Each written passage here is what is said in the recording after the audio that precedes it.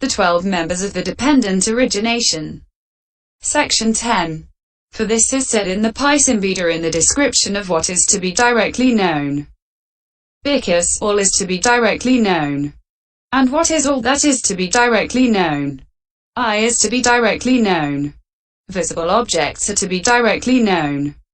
Eye consciousness, eye contact feeling, pleasant or painful or neither painful nor pleasant, that arises due to eye contact is also to be directly known. Ear, mind feeling, pleasant or painful or neither painful nor pleasant, that arises due to mind contact is also to be directly known. Section 11. Materiality is to be directly known, consciousness is to be directly known. Eye, mind, visible objects, mental objects. Eye consciousness, mind consciousness. Eye contact, mind contact. Eye contact born feeling, mind contact born feeling. Perception of visible objects, perception of mental objects. Volition regarding visible objects, volition regarding mental objects. Craving for visible objects, craving for mental objects. Applied thought about visible objects, applied thought about mental objects. Sustained thought about visible objects, sustained thought about mental objects. Ellipsis. The earth element, the consciousness element. The earth cassia, the consciousness cassia. Head, hairs, brain. The eye base, the mental object base. The eye element, the mind consciousness element. The eye faculty, the final knower faculty. The sense desire element, the fine material element, the immaterial element. Sense desire becoming. Fine material becoming, immaterial becoming, percipient becoming, non-percipient becoming, neither percipient nor non-percipient becoming, one constituent becoming, four constituent becoming, five constituent becoming. Ellipsis. The first jhana, the fourth jhana. The mind deliverance of loving kindness, the mind deliverance of equanimity. The attainment of the base consisting of boundless space, the attainment of the base consisting of neither perception nor non-perception. Ignorance is to be directly known, aging and death is to be directly known. Pi 5f. Closing parenthesis. Dot. Section 12. Since all this detail is given there, it has been abbreviated here. But what is thus abbreviated includes the supramundane states. These should not be dealt with at this stage because they are not amenable to comprehension. And as regards those that are amenable to comprehension, a beginning should be made by comprehending those among them that are obvious to and easily discernible by the individual meditator. Comprehension by groups, application of text. Section 13. Here is the application of the directions dealing with the aggregates. Any materiality whatever, i.e., whether past, future, or present, IVV, internal or external, VIVII, gross or subtle, VIIIIX, inferior or superior, XI, far or near, he defines all materiality as impermanent. This is one kind of comprehension. He defines it as painful. This is one kind of comprehension. He defines it as not self. This is one kind of comprehension. See section 6. Dot. At this point this bhikkhu takes all materiality, which is described without specifying as any materiality whatever, and having delimited it in the 11 instances, namely, with the past triad and with the 4 dyads beginning with the internal dyad, he defines all materiality as impermanent, he comprehends that it is impermanent. How?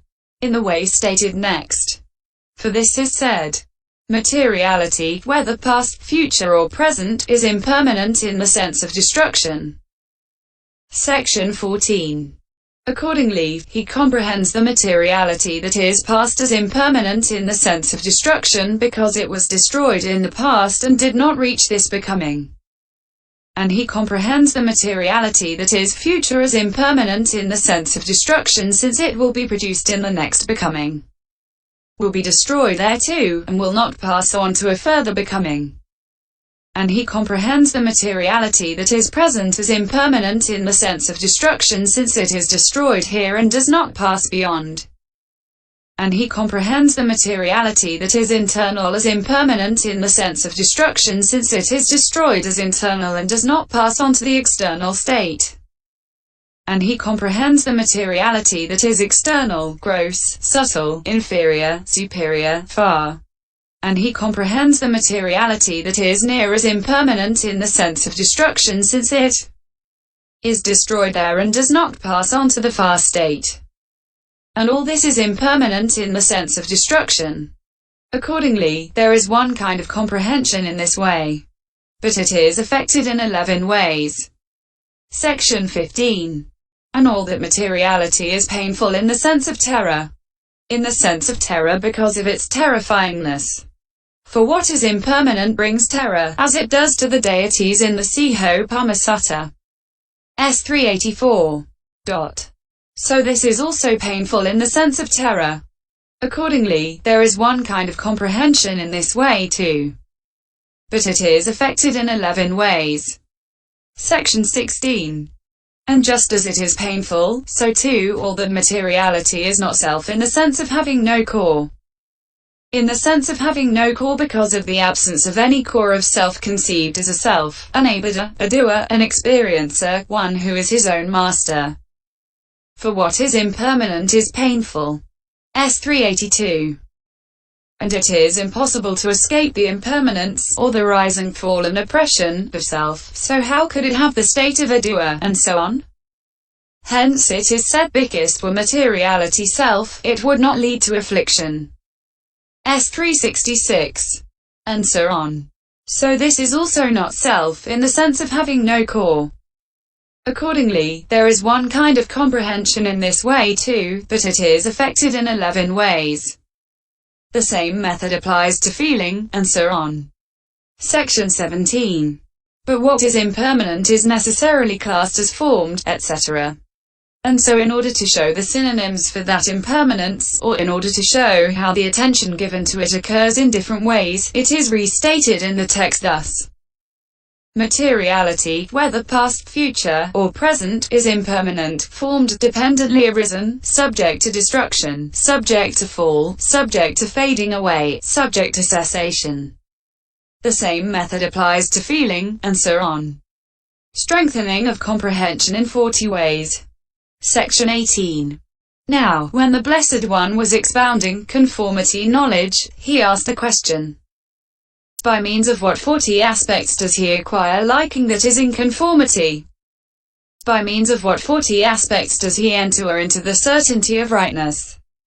Opening parenthesis. P8. In the answer to it, comprehension of impermanence, etc., is set forth by him analytically in the way beginning.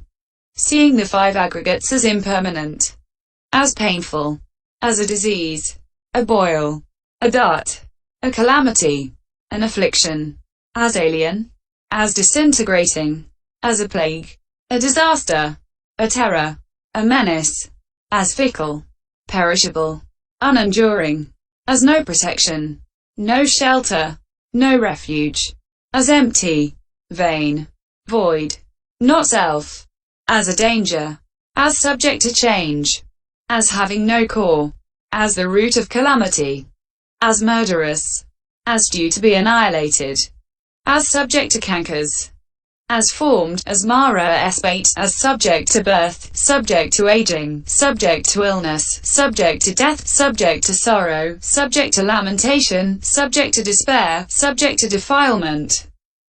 Seeing the 5 aggregates as impermanent, he acquires liking that is in conformity.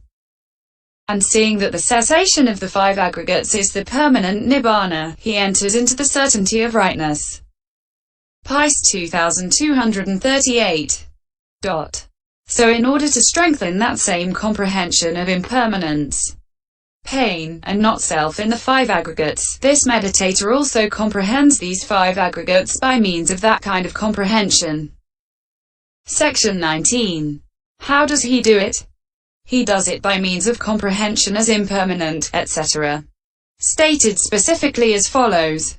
He comprehends each aggregate as impermanent because of non-endlessness, and because of possession of a beginning and an end.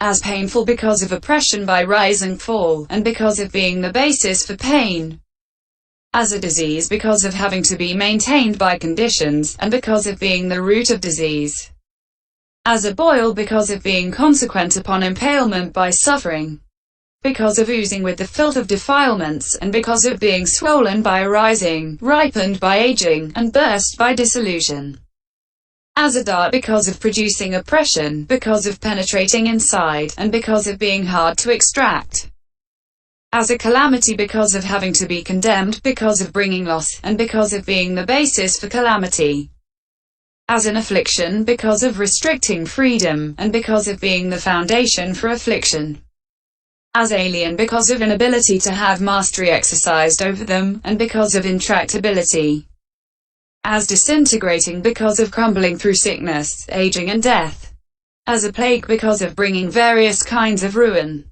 as a disaster because of bringing unforeseen and plentiful adversity, and because of being the basis for all kinds of terror, and because of being the opposite of the supreme comfort called the stilling of all suffering, as a menace because of being bound up with many kinds of adversity, because of being menaced by ills, and because of unfitness, as a menace, to be entertained, as fickle because of fickle insecurity due to sickness, aging and death, and to the worldly states of gain, etc. 6. As perishable because of having the nature of perishing both by violence and naturally, as unenduring because of collapsing on every occasion. 7. And because of lack of solidity, as no protection because of not protecting, and because of affording no safety, as no shelter because of unfitness to give shelter, and because of not performing the function of a shelter for the unsheltered. 9. As no refuge because of failure to disperse fear. 10. In those who depend on them, as empty because of their emptiness of the lastingness, beauty, pleasure and self that are conceived about them, as vain because of their emptiness, or because of their triviality. For what is trivial is called vain in the world. As void because devoid of the state of being an owner, a bidder, doer, experiencer, director. As not self because of itself having no owner, etc. As danger because of the suffering in the process of becoming, and because of the danger in suffering, or, alternatively, as danger. Adinava because of resemblance to misery. Adina. 11. Since danger, Adinava, means that it is towards misery. Adina, that it moves. Vati, goes, advances, this being a term for a wretched man, and the aggregates are wretched too. As subject to change because of having the nature of change in two ways, that is, through aging and through death. As having no core because of feebleness, and because of decaying soon like sapwood. As the root of calamity because of being the cause of calamity.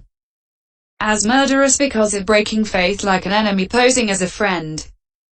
As due to be annihilated because their becoming disappears, and because their non-becoming comes about. As subject to cankers because of being the proximate cause for cankers. As formed because of being formed by causes and conditions. As Mara es bait because of being the bait laid by the Mara of death and the Mara of defilement. As subject to birth, to aging, to illness, and to death because of having birth, aging, illness and death as their nature. As subject to sorrow, to lamentation and to despair because of being the cause of sorrow, lamentation and despair. As subject to defilement because of being the objective field of the defilements of craving, views and misconduct. Section 20. Now, there are 50 kinds of contemplation of impermanence here by taking the following 10 in the case of each aggregate. As impermanent, as disintegrating, as fickle, as perishable, as unenduring, as subject to change, as having no core, as due to be annihilated, as formed, as subject to death.